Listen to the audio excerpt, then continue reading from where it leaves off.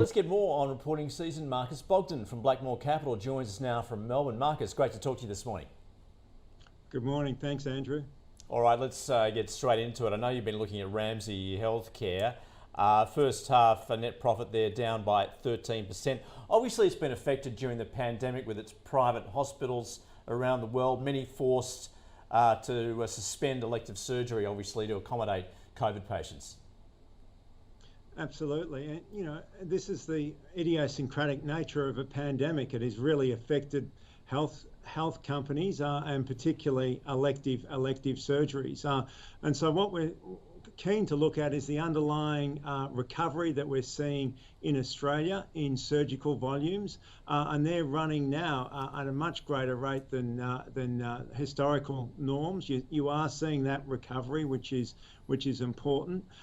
There is a slow recovery seeing in sort of the general non-surgical areas of general medicine and mental health. That's taking longer to recover than expectation, but surgery is certainly coming back strongly.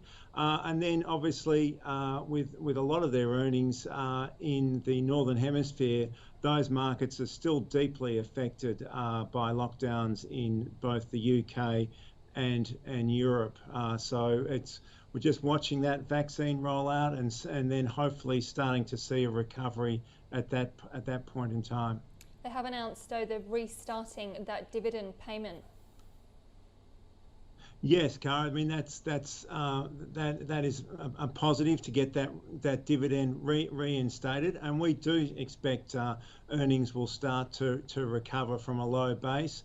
You're seeing lower financing costs going forward. I think you'll see lower costs in regards to PPE also going forward, and then ultimately a recovery of their northern hemisphere market. So net for the medium and long term, you know, we're incredibly constructive around elective surgery, particularly because of the ballooning of public hospital waiting lists for surgeries. And I think both in Australia and internationally, they will have to partner with the private hospital sector to get through that backlog.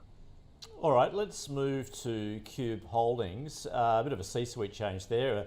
The announcement from the company that Chief Operating Officer Paul Digney is going to take over as Chief Executive. Managing Director Maurice James to retire. This comes with the background, of course, with a first half net profit up 12%.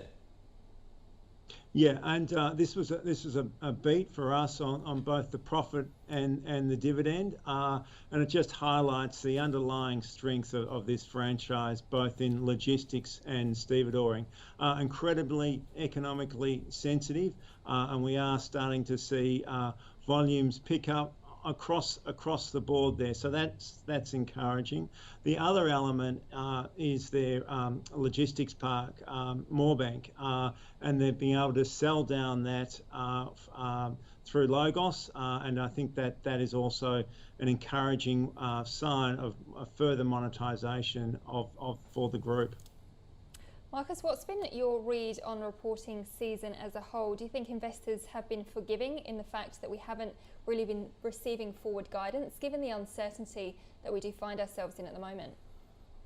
Sure. I mean, we're starting to see some guidance, but, you know, for example, Ramsay didn't give firm guidance today, but unquestionably, this has been one of the strongest reporting seasons for the last two decades, and we're seeing much greater upgrading of consensus earnings than downgrades. And if we look at across our basket of stocks that we're particularly interested in, the ASX 200, the great bulk have either delivered earnings ahead of expectations or in line with expectations. There's only been a handful of stocks that have disappointed.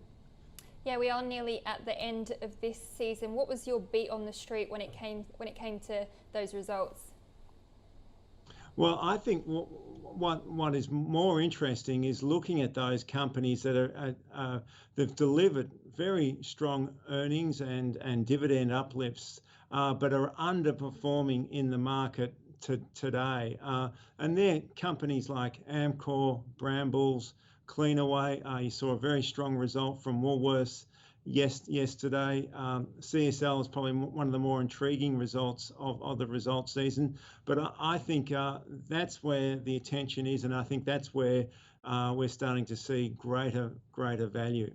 All right, Marcus, terrific to get your view as always from Blackmore Capital. Thanks very much. Have a great day. Thank you. Cheers.